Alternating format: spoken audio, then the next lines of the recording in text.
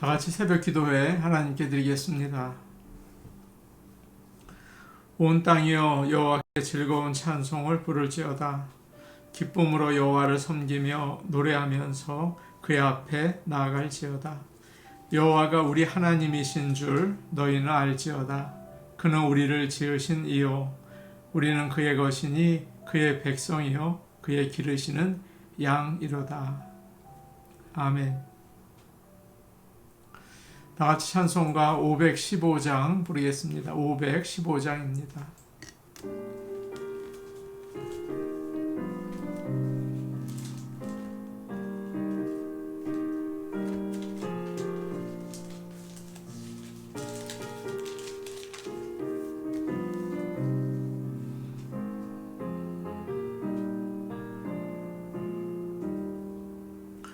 눈을 들어 하늘 보라. 어지러운 세상 중에 곳곳마다 상한 영의 단식 소리 들려온다. 빛을 잃은 많은 사람 길을 잃고 헤매이며 당자처럼 기진하니 믿는 자여 어이할꼬. 눈을 들어 하늘 보라. 어두워진 세상 중에 외치는 자 많건만은 생명수는 말랐소라. 죄를 대속하신 주님 선한 일꾼 찾으시나.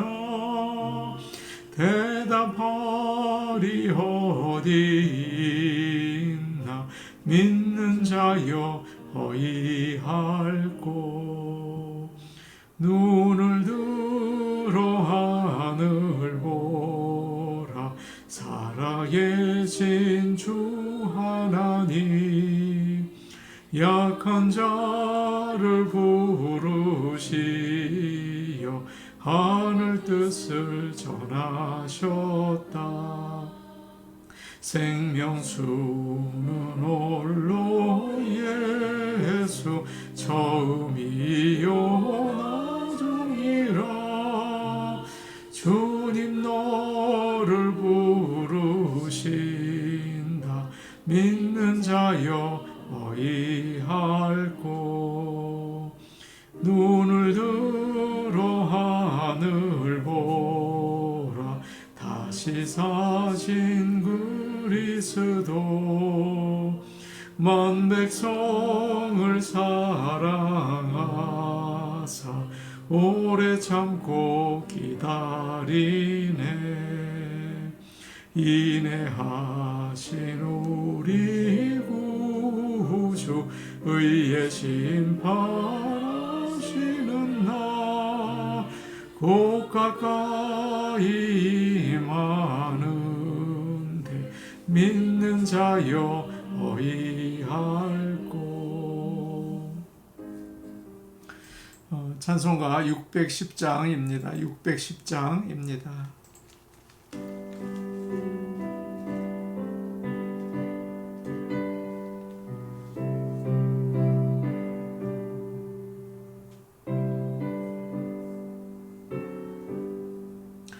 고생과 수고가 다 지난 후 광명한 천국에 편히 쉴 때 주님을 모시고 나 살리니 영원히 빛나는 영광일세.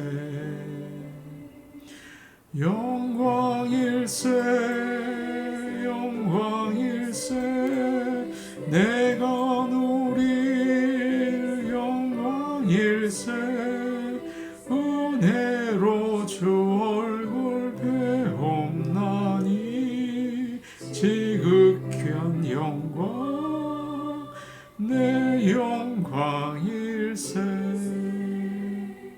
주님의 한없는 은혜로서 예비한 그 집에 나 이르러 거기서 주님을 배우는 것 영원히 빛나는 영광일세. 영광일세. 영광일세. 내가 누릴 영광일세. 은혜로 주 얼굴 배옵나니 지극한 영광 내 영광일세. 앞서간 친구를 만나볼 때 기쁨이 내 맘에 차려니와 주께서 날 맞아 주시리니 영원히 빛나는 영광일세.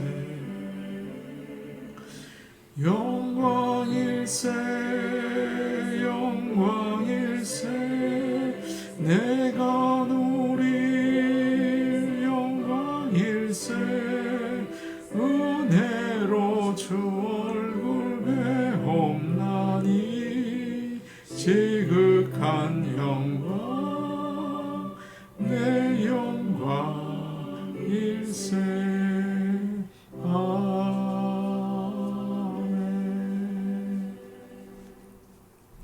하나님 말씀 같이 보겠습니다. 데살로니가 전서 2장 9절에서 12절 말씀입니다. 데살로니가 전서 2장 9절에서 12절 말씀입니다. 신약 성경 329페이지에 있습니다. 데살로니가 전서 2장 9절에서 12절 말씀을 함께 읽겠습니다. 형제들아, 우리의 수고와 애쓴 것을 너희가 기억하리니 너희 아무에게도 폐를 끼치지 아니하려고 밤낮으로 일하면서 너희에게 하나님의 복음을 전하였노라. 우리가 너희 믿는 자들을 향하여 어떻게 거룩하고 옳고 흠없이 행하였는지에 대하여 너희가 증인이요 하나님도 그러하시도다. 너희도 아는 바와 같이 우리가 너희 각 사람에게 아버지가 자기 자녀에게 하듯 권면하고 위로하고 경계하노니 이는 너희를 부르사 자기 나라와 영광에 이르게 하시는 하나님께 합당히 행하게 하려 함이라. 아멘. 여러분이 예수님을 믿고 또 하나님을 또 사랑하신다면 복음의 증인이 되시기를 바랍니다. 예수님께서 기뻐하시는 일이죠. 오래전에 신문에 그런 기사가 났습니다. 어떤 아기 엄마가 컴퓨터 게임을 너무 좋아해서 아이를 놔두고 밤새 게임을 했다고 해요. 그렇게 오래 하다가 아이가 죽게 되었습니다. 그래서 큰 벌을 받게 되었죠.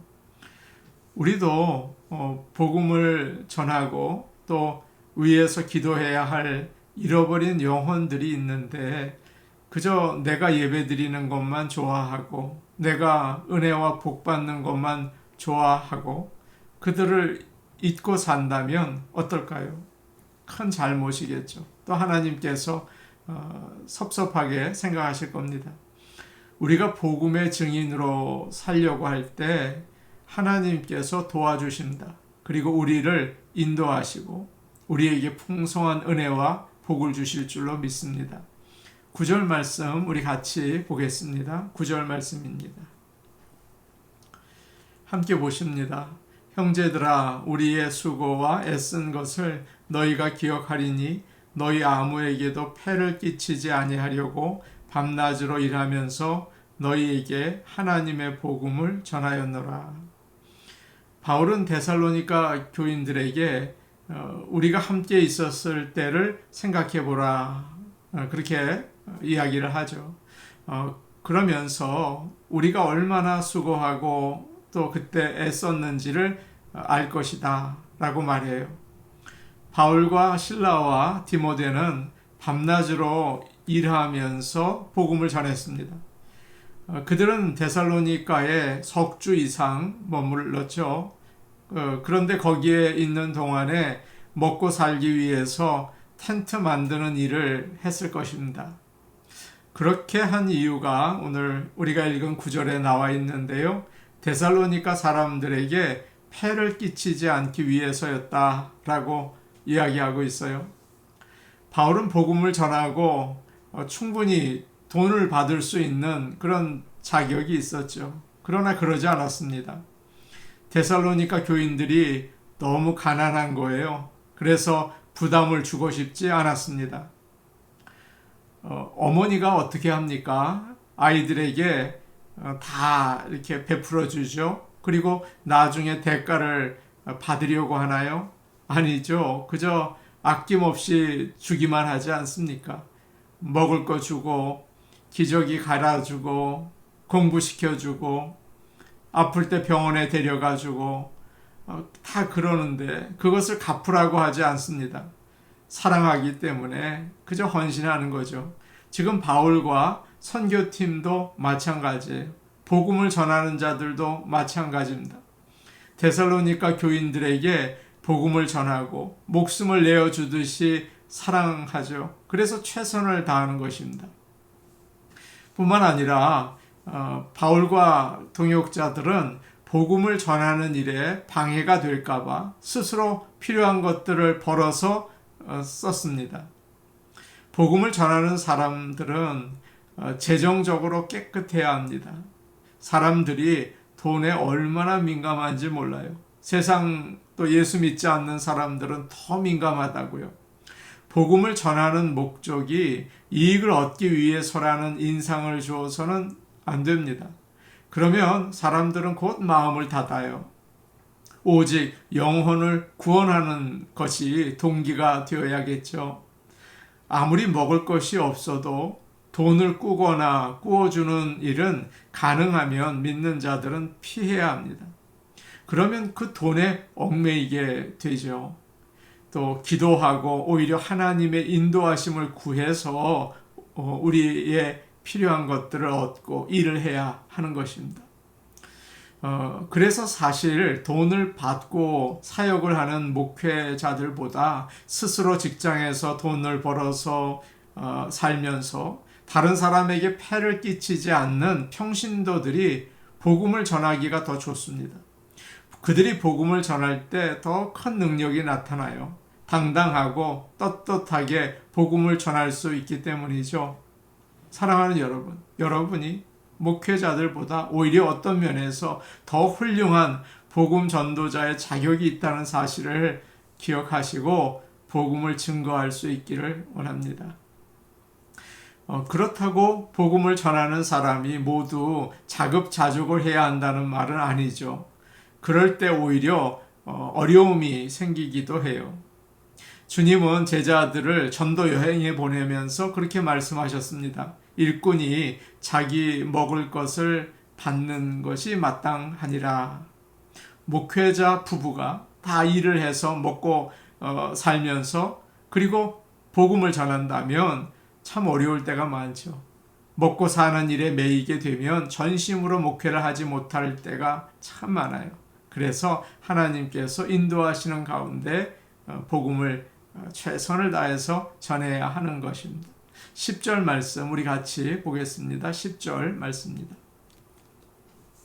함께 보십니다. 시작.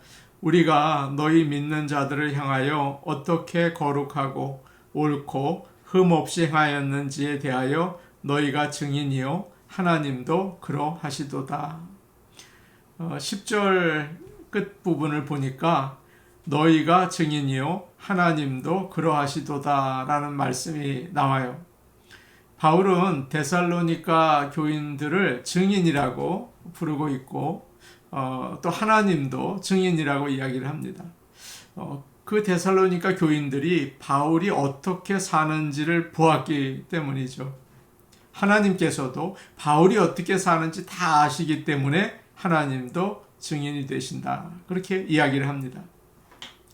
바울은 새로 예수님을 믿은 데살로니가 교인들에게 어떻게 대했는지 그 데살로니가 성도들도 알고 하나님도 아신다는 거죠.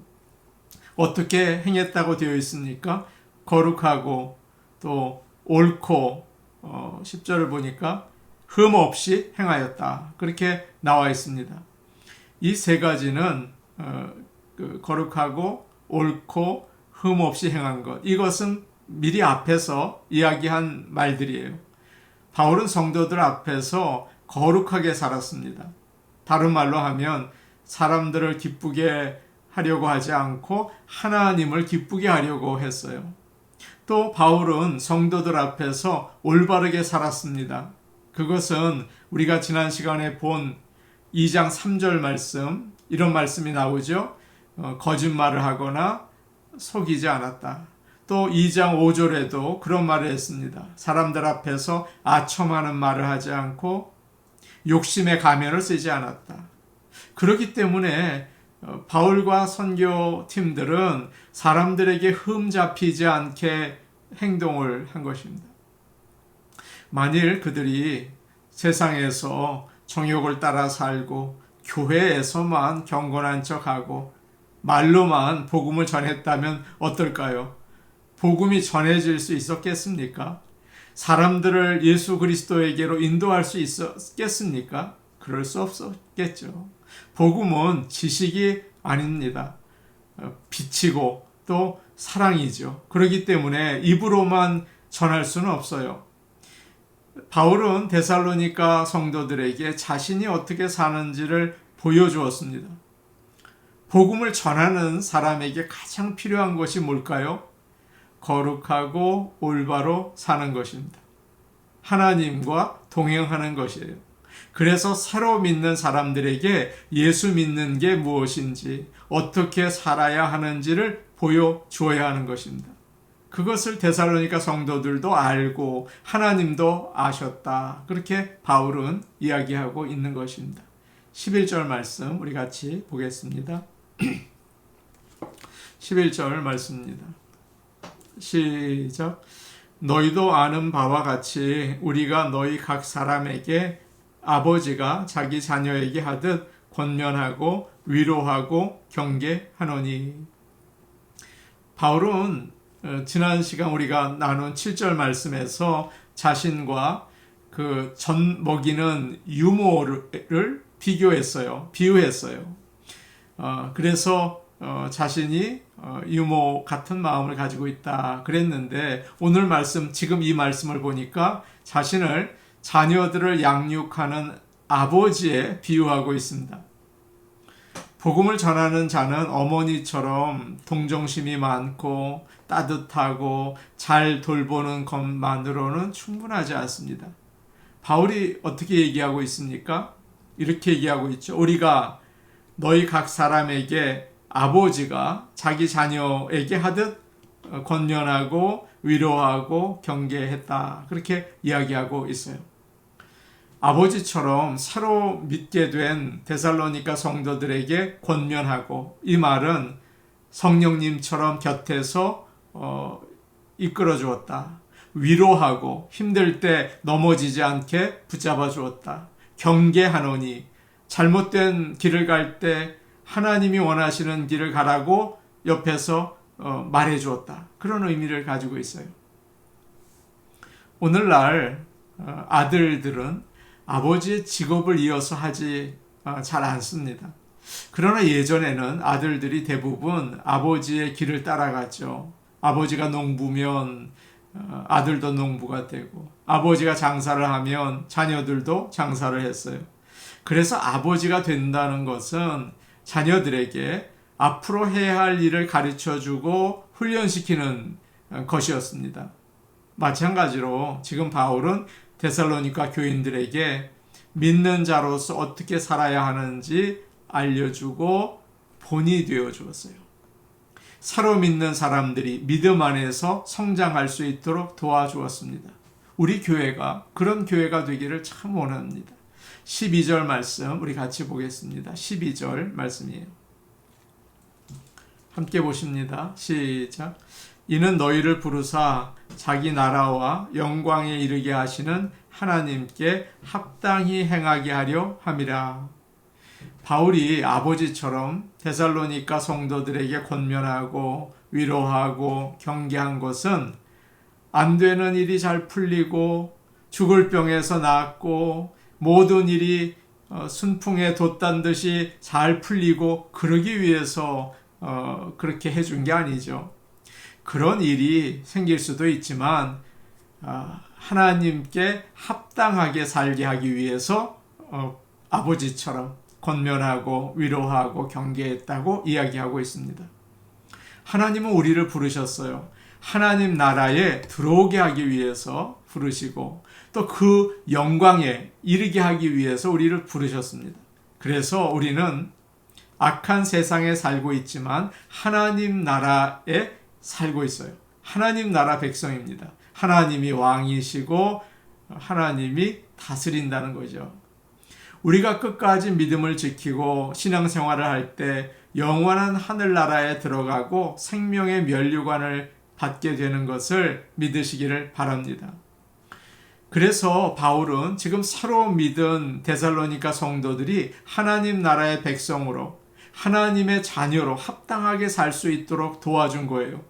하나님이 중심이 되는 생활이 무엇인지 믿음의 본을 보여주려고 한 것입니다. 이것이 바로 복음을 전하는 사람들의 모습이 되어야겠죠. 우리도 하나님 중심으로 사는 게 무엇인지, 그리고 어떻게 믿어야 하는지 권면하고 또 위로하고 경계하는 그런 아버지의 모습을 가진 교회가 되기 원하고, 어머니처럼 따뜻하게 사랑으로 감싸주는 교회가 될 수 있기를 간절히 원합니다. 우리 같이 기도하겠습니다. 복음의 증인이 되게 하옵소서. 우리가 최선을 다해서 새로 믿는 자들에게 믿음의 본이 되게 하여 주옵소서. 그래서 하나님 나라의 백성으로 살 수 있도록 인도하게 주님께서 사용하여 주옵소서. 주일 예배를 위해 기도하겠습니다. 하나님의 임재를 허락하시고 주의 사람들, 주의 백성들을 불러 모아 주옵소서. 우리 교회가 복음을 증거하고 또 복음을 이 땅에 널리 전파하는 교회가 되기를 원해요.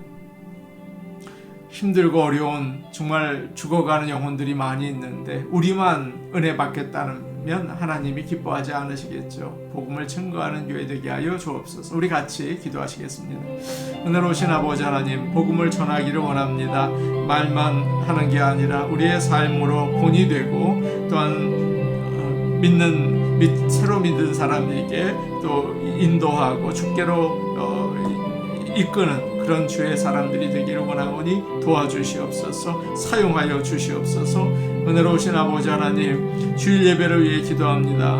하늘 문을 여시고 주의 임재가 있는 예배 되기를 원하고 아버지 하나님의 영광이 나타나는 예배가 되기를 소원합니다. 우리 성도들 불러주시고 또 믿지 않는 자들을 구원받는 영혼들을 보내어 주시고 그래서 하나님의 영광이 나타나는 그런 예배가 되게 하옵소서. 아버지 하나님, 우리 교회가 복음을 증거하는 교회가 되기를 원합니다. 하나님 도와주시옵소서. 능력이 있고 구원의 은총이 있는 교회가 되게 하여 주옵소서. 예수님 이름으로 기도하옵나이다. 아멘. 은혜로우신 아버지 하나님, 우리가 복음의 증인이 되기를 원합니다. 아버지 하나님 도와주시옵소서. 사용하여 주옵소서. 나만 믿고 나만 예배드리고 나만 은혜 받는 그런 이기적인 신앙생활이 아니라 주님을 기쁘시게 하는 복음의 증인이 될 수 있도록 우리를 사용하옵소서. 예수님의 이름으로 기도하옵나이다. 아멘. 오늘도 어떻게 복음을 증거할까? 하나님을 의지하며 나가시기 바랍니다. 개인 기도하시겠습니다.